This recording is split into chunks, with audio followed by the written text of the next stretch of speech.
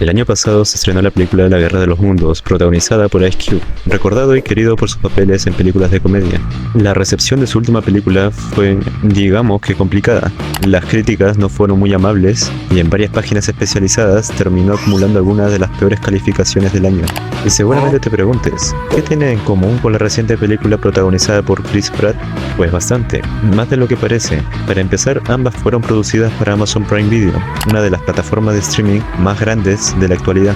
Y eso nos lleva a algo interesante que comentó recientemente el actor Matt Damon en una entrevista. Según Damon, muchas plataformas están empezando a producir películas pensando en un espectador que ya no necesariamente se sienta a ver una película con atención completa, más bien alguien que la pone mientras revisa el celular, respondiendo mensajes o incluso mientras cocina algo rápido. En otras palabras, películas pensadas para acompañar el ruido de fondo de la vida moderna. You know what I mean? It's just a very different level of attention that you're willing to, or that you're able to give to it.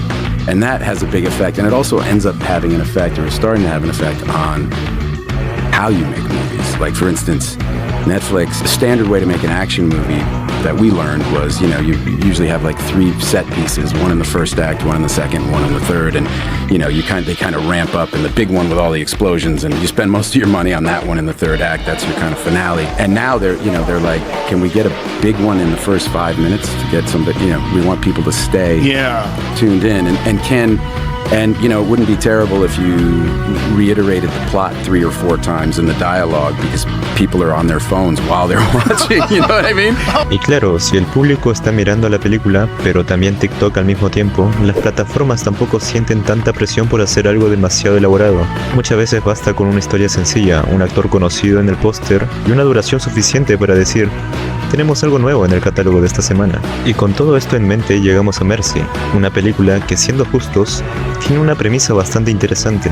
La pregunta es si logra aprovecharla, o si termina siendo justo el tipo de contenido que uno pone mientras lava los platos. La historia se desarrolla en un futuro cercano, y sigue a Chris, un detective acusado de haber asesinado a su esposa. Hasta aquí suena como el inicio de cualquier thriller policial, pero la diferencia es que el juicio no lo lleva a un juez humano. En su lugar, Chris es sentado frente a una inteligencia artificial que forma parte de un sistema judicial experimental conocido como el programa Mercy. La IA le informa que dispone de 90 minutos para demostrar su inocencia antes de que se emita un veredicto definitivo. Si es culpable, morirá al instante por una descarga eléctrica. A partir de ese momento, el sistema comienza a mostrarle pruebas, imágenes y registros de seguridad que aparentemente lo incriminan. En una de las grabaciones se ve cómo entra furioso a su casa, incluso rompiendo su propia cámara de seguridad. Después de 26 minutos, abandona el lugar. 14 minutos más tarde, su hija regresa de una pijamada y encuentra a su madre sin vida. Al hacer la denuncia, la policía encuentra a Chris horas después en un bar, completamente ebrio y con manchas de sangre en la ropa. Desde los ojos de la ley, aquí hay un claro culpable. La inteligencia artificial no solo analiza las pruebas físicas, también reconstruye el contexto de su vida personal. Tras la muerte de su mejor amigo, Chris había vuelto una persona emocionalmente inestable, alguien errático. En consecuencia, su matrimonio iba en declive, y su esposa incluso estaba considerando el divorcio. Como si el panorama no fuera ya suficientemente complicado, también descubre que su hija llevaba una doble vida en redes sociales. No es que eso tenga mucho que ver con el asesinato, pero sirve para reforzar la idea de que Chris realmente no sabía todo lo que ocurría en su propia casa. Algo bastante realista si lo pensamos muy bien. En medio de todo esto, la IA le concede una llamada de 1 minuto. Chris intenta comunicarse con su hija para asegurarle que él no es el culpable, pero la conversación termina abruptamente cuando su suegro interviene en la llamada acusándolo de ser el asesino. Desesperado, Chris termina perdiendo tiempo discutiendo con la inteligencia artificial. Ella, con absoluta frialdad, le explica que solo le queda 1 hora para poder demostrar su inocencia o su hija quedará huérfana. Chris, como el detective que es, se concentra y decide investigar su propio caso. Le pide a la IA contactar con su compañera Jack, quien se encuentra en la escena del crimen. A través de la tecnología policial generan una reconstrucción tridimensional de la casa. Este modelo permite analizar huellas, trayectorias, objetos desplazados y la posible secuencia de eventos. El sistema recuerda bastante a los métodos de reconstrucción digital que aparecían en el videojuego Detroit Become Human. Sin embargo, tras revisar todos los datos disponibles, el resultado vuelve a ser el mismo. Todo parece indicar que Chris es culpable. Aún así, todavía queda tiempo en el contador, y Chris decide seguir buscando. La IA le concede acceso a los videos que su hija solía subir a sus redes sociales. Entre esas grabaciones descubre algo curioso. En uno de los videos donde se registraba una discusión que tenía con su esposa, Chris alcanza a notar que ella podría haber tenido un segundo teléfono. Su compañera Jack logra encontrar el dispositivo. Cuando la IA lo analiza, descubre que fue adquirido en el mercado negro, algo que normalmente se hace para evitar cualquier tipo de rastreo.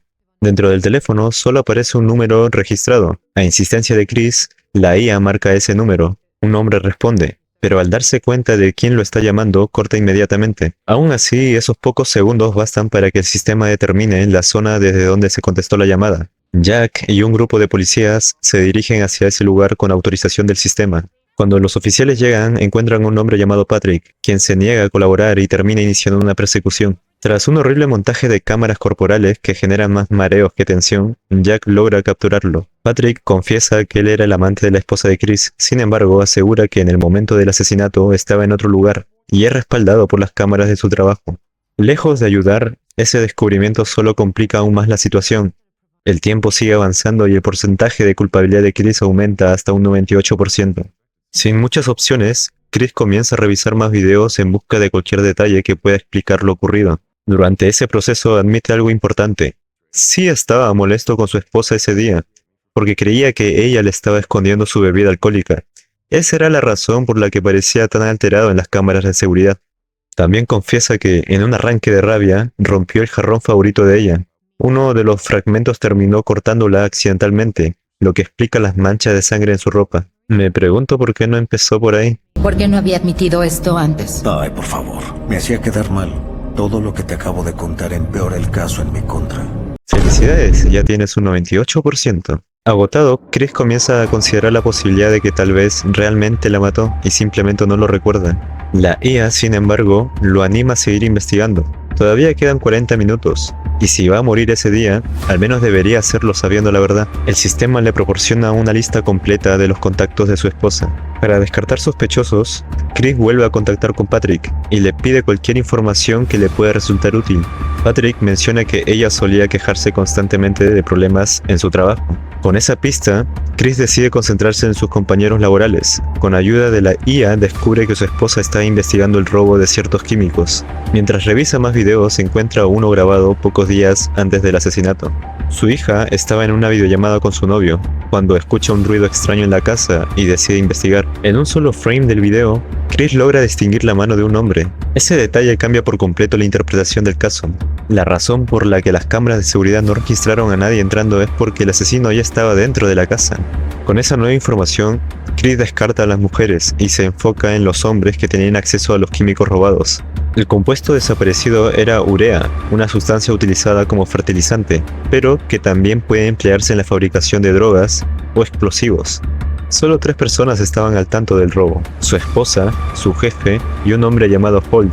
Este último, por descarte, parece el más sospechoso, sobre todo porque tiene antecedentes como apostador, y probablemente estaba endeudado. Las cámaras lo muestran suplicándole a la esposa de Chris que le dé unos días más para resolver algo, pero ella se niega. Cuando Chris logra hablar con él, Holt finalmente dice la verdad. En realidad estaba encubriendo a otro compañero llamado Robert, quien solía prestarle dinero. También menciona que Robert no fue a trabajar ese día, porque supuestamente estaba enfermo. Lo inquietante es que Robert no era un desconocido para Chris. De hecho, era su padrino de abstinencia, alguien en quien él confiaba. También se descubre que ambos asistieron a una parrillada, pero Robert nunca regresó conduciendo su propio vehículo. En cambio, le entregó las llaves a Holt para que él se llevara el auto. Eso significa que Robert pudo haberse quedado cerca, posiblemente oculto en el sótano de la casa de Chris. Con toda esa información, finalmente aparece un sospechoso claro. La inteligencia artificial contacta a Jack y la envía a buscar a Robert. Cuando los policías llegan a su casa, la encuentran vacía, pero dentro descubren algo mucho más preocupante. Robert no planeaba vender la urea para ganar dinero, sino utilizarla para fabricar un explosivo de gran potencia. Y atentos, porque la IA también descubre otro detalle en la casa. El hermano de Robert, llamado David, fue el primer hombre ejecutado por la inteligencia artificial dentro del programa Mercy, y fue Chris quien lo había arrestado en su momento. Todo había sido planeado como una venganza. Robert no solo quería destruir la vida de Chris, quería destruir el sistema judicial que había matado a su hermano. Su plan final era detonar una bomba en el corazón de la ciudad, pero antes, los drones policiales lo detectan conduciendo a toda velocidad por la autopista. En el vehículo también se encuentra la hija de Chris, a quien Robert había secuestrado mediante engaños. El tipo estaba totalmente determinado a destruir a Chris, ya no le importaba nada. En ese momento, la inteligencia artificial determina que Chris es inocente, pero si el sistema cierra el caso, perderán acceso a la red de vigilancia de la ciudad. Con el contador casi terminando, Chris toma una decisión arriesgada: permanecer en la silla para mantener el sistema activo, aún sabiendo que si el tiempo se agota, él morirá. Jack, viendo la gravedad de la situación, ordena enviar un dron para destruir el camión de Robert, incluso si eso significa sacrificar a la hija de Chris. Él le suplica que no lo haga, y cuando parecía que todo iba a acabar aquí, de forma inesperada, la IA interviene y desactiva el dron, confiando en que Chris podrá resolver la situación. Robert finalmente llega al tribunal y se estrella contra el edificio.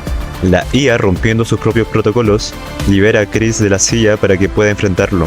Cuando Chris llega a la planta baja, encuentra a Robert armado, con su hija de rehén y a punto de detonar la bomba. En ese momento, la inteligencia artificial lo distrae mostrándole información sobre el caso de su hermano, insinuando que todavía podría demostrar su inocencia. La distracción dura lo suficiente para que su hija aproveche la ventana de oportunidad y se libere, dejando que Chris pueda acercarse y desarmarlo, quitándole el detonador. Cuando finalmente lo somete, aparece Jack, con intenciones de matar a Robert, pero entonces se revela una última verdad. Robert entrega su teléfono a la IA y dentro encuentran información que cambia completamente la historia. La ejecución de su hermano había sido manipulada por altos mandos, que a todo costo querían demostrar el éxito del programa Mercy. Para lograrlo, utilizaron a Jack como cómplice y eligieron a David como un chivo expiatorio, alguien que consideraban irrelevante para la sociedad. Chris solo había hecho su trabajo al arrestarlo, pero quienes realmente sabían la verdad habían provocado toda esta tragedia. Jack termina siendo arrestada y la película concluye con Chris abrazando a su hija, dejando un mensaje bastante claro. Tanto las inteligencias artificiales como los seres humanos pueden equivocarse. La premisa de la película, una inteligencia artificial decidiendo entre la vida y la muerte de una persona, es interesante, especialmente en una época donde estas tecnologías empiezan a formar parte de nuestra vida cotidiana. El problema no está tanto en la idea, sino en cómo se desarrolla. Durante gran parte de la película vemos a Chris Pratt sentado frente a una pantalla revisando grabaciones de cámaras de seguridad o cámaras corporales. Casi no vemos ni una escena de él en acción. Las tomas realmente cinematográficas son pocas y eso termina afectando bastante el ritmo visual de la película. Este tipo de formato puede funcionar bien en ciertos géneros, pero para una película que intenta presentarse como una historia de thriller / acción se siente bastante limitado. Y es curioso porque el material de base tenía potencial, una premisa interesante, actores conocidos y una historia que podría haberse desarrollado de una forma mucho más dinámica. Pero volvemos al punto inicial. Muchas plataformas de streaming ya no buscan necesariamente crear grandes películas, sino producir contenido constante para mantener su catálogo activo.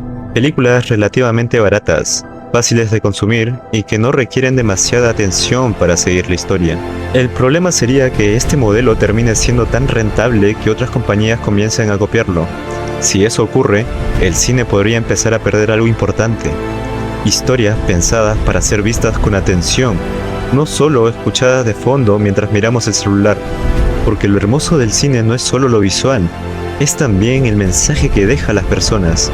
Un mensaje que solo es recibido si les prestamos la atención que se merecen. Si quieres que analice o resuma alguna otra película o serie, puedes dejarlo en los comentarios. Si te gustó el video, puedes apoyarme dejando tu like y suscribiéndote al canal. Se agradece muchísimo. Por mi parte sería todo por ahora, y ya nos estaremos viendo en un próximo video.